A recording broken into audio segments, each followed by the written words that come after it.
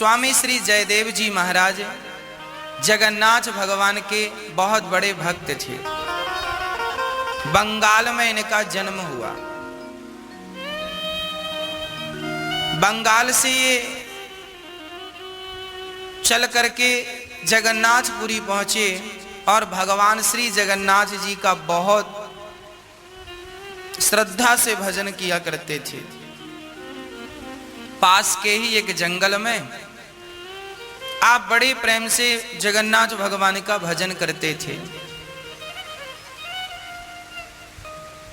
एक दिन जगन्नाथ भगवान के मंदिर में एक पंडित जी आए। उन्होंने कहा, हे जगन्नाथ जी, हमारी कोई संतान नहीं है। यदि संतान हुई तो पहली संतान हम आपको भेंट कर देंगे। संयोगवश जगन्नाथ भगवान की कृपा से पंडित जी के घर समय पर एक बेटी का जन्म हुआ। बेटी के बाद फिर बेटा भी हुआ।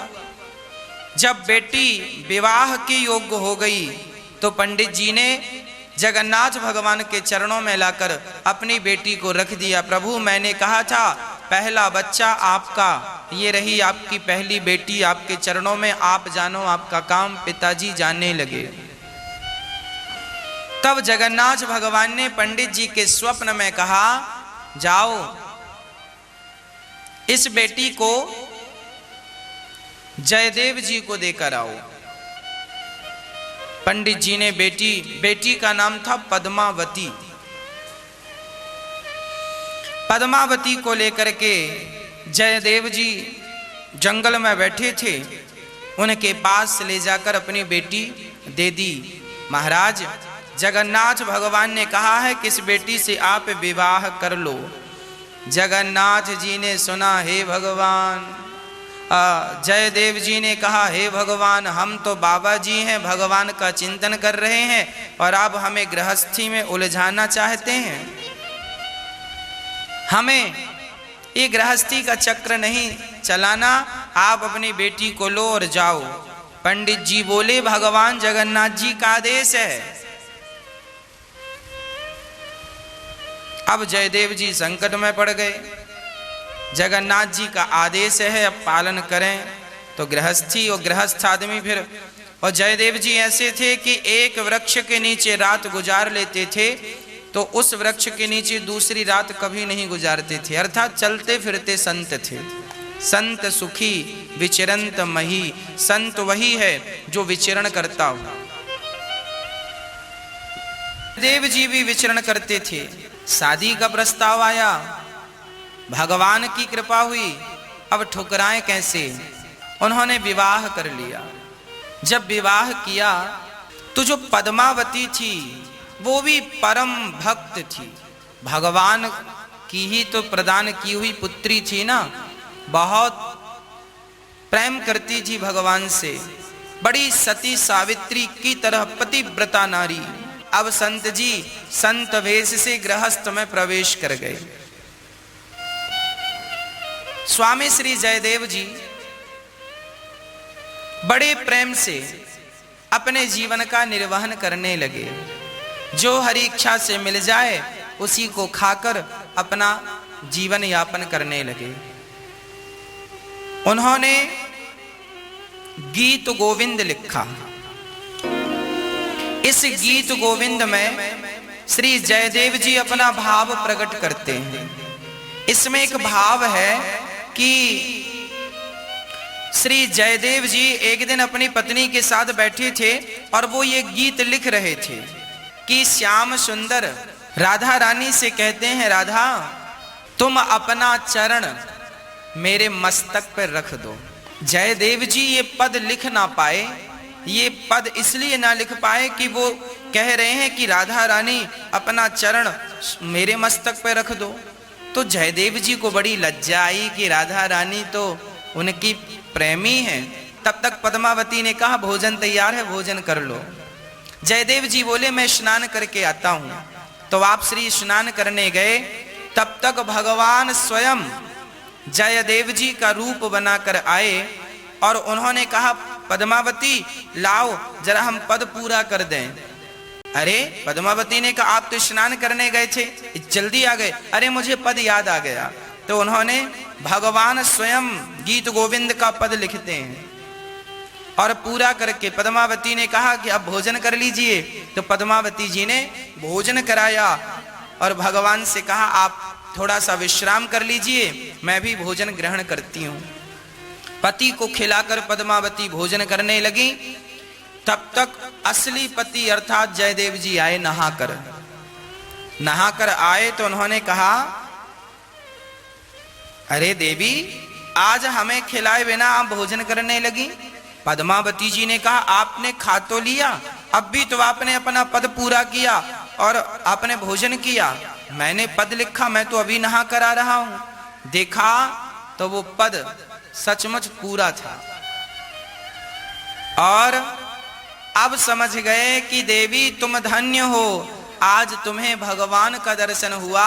तो पद्मावती जो थाली में भोजन कर रही थी, आज पद्मावती का जूठन जयदेव जी ने ग्रहण किया कि तुम मेरे से ज्यादा भाग्यशाली हो कि तुम्हें भगवान ने दर्शन देकर कृतार्थ कर दिया। आज जयदेव जी अपनी पत्नी का और सम्मान करने लग गए कि मेरी पत्नी सचमुच भगवान कितनी प्रिय है कि भगवान ने इन्हें दर्शन देकर कृतार्थ किया। एक दिन की बात है, श्री जयदेव जी महाराज अपने किसी शिष्य के घर गए थे। शिष्य ने बुलाया और शिष्य से मिलकर जब जयदेव जी वापस आए तो परिणाम यह हुआ, शिष्य ने बहुत सारा धन दिया था। अब जयदेव जी धन लेकर आ रहे थे, रास्ते में चोर मिल गए। चार चोर मिले तो चार चोरों ने कहा बाबा जी पैसे दो। बाबा जी तो बड़े सरल थे। जयदेव जी ने कहा भैया ये रहा धन, आप ले लो। चोरों को लगा कि इसने धन दे दिया है, कहीं राजा से बतलाकर हमारा काम तमाम ना करवा दे। एक चोर ने कहा एक काम करो, इसे मार दो।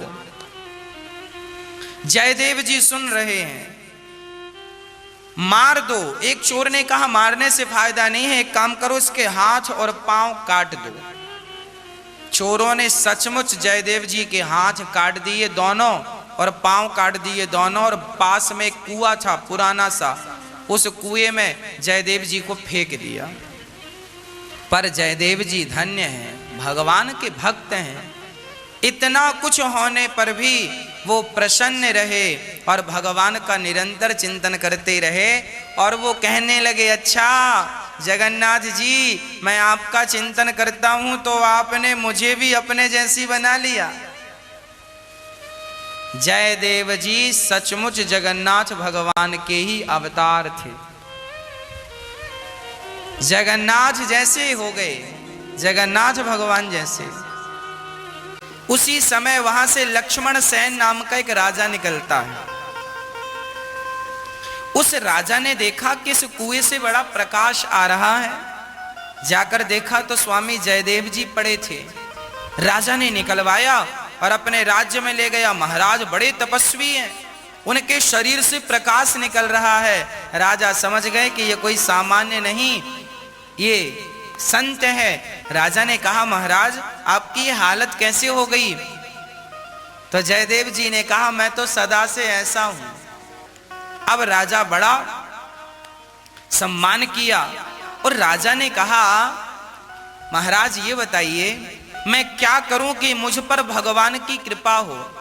जयदेव जी ने कहा राजन तुम संतों की खूब सेवा करो, इससे भगवान की बहुत बड़ी कृपा होगी। राजा ने खूब भंडारे खुलवाए और खूब बढ़िया चकाचक संतों की सेवा की। डिंडोरा पिटवाया, सभी संत आओ, सबको भरपूर दक्षिणा दी जाएगी।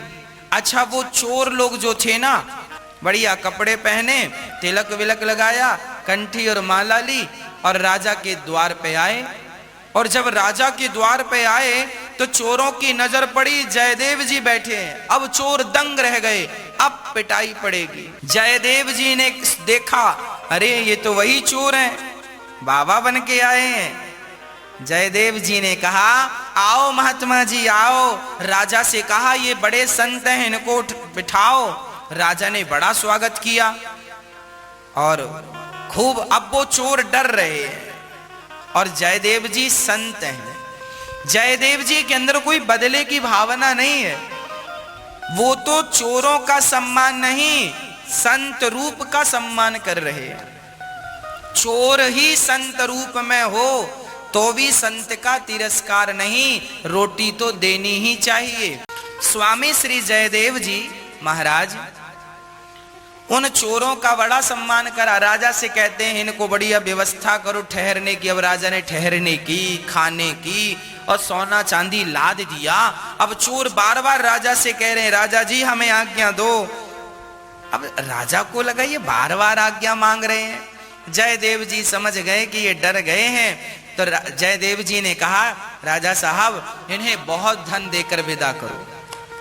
राजा को लगा ये कोई महापुरुष हैं, बहुत धन देकर गाड़ी में धन भरवाया और अपने सैनिकों को कहा जाओ इनके स्थान तक छोड़कर आओ ताकि रास्ते में इनका धन कोई लूट ना ले। अब वो चारों चोर वहां से प्राण बचाकर भागे और उनके साथ सैनिक थे। तो एक जगह रुके सब लोग। तो सैनिकों ने साधुओं से कहा, चोरों से कहा बाबा जी, संत जी, राजा जी के पास तो बहुत संत आते हैं पर जैसी सेवा आपकी उन्होंने की ऐसी आज तक किसी की नहीं की। और जयदेव जी बड़े संत हैं, उन्होंने तो आपका बड़ा सम्मान किया है, आपका क्या रिश्ता है जयदेव जी से? तो चोरों ने कहानी बना दी। चोरों ने कहा कि ये जो जयदेव जी है ना, हम लोग बहुत पहले एक ही जगह पे काम करते थे। तो ये जयदेव जी जो थे ना, इन्होंने वहां पे काम करते करते उस व्यक्ति की चोरी कर ली और ये पकड़े गए। तो राजा ने कहा कि इनको मार डालो। तो हम लोगों ने मारा नहीं, बस हाथ पांव काट दिया। तब से जयदेव जी हमारा बड़ा एहसान मानते हैं। देखो चोरों ने झूठी कहानी बनाई, एक अच्छे संत का अनादर किया, जबकि उनके अंदर इतना सा कपट नहीं था। वो चाहते तो इन्हें मरवा डालते, पर संत हृदय नवनीत समाना, मक्खन की तरह संत का हृदय होता है। भला वो क्यों मरवाते?